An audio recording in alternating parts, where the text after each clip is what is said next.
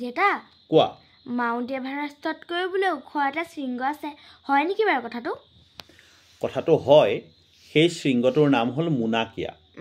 আৰু মোনাকিয়া শৃংগটো আছে আকৌ প্ৰশান্ত মহাসাগৰৰ মাজত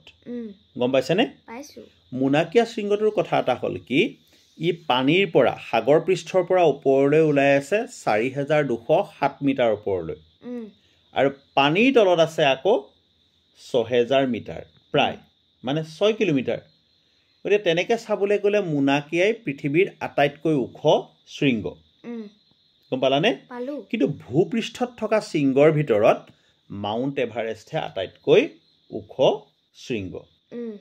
বুজি পালা ঠিক আছে সাগৰ পৃষ্ঠত থকা আটাইতকৈ ওখ শৃংগ বা সাগৰৰ মাজত থকাটো হ'ল মোনাকিয়া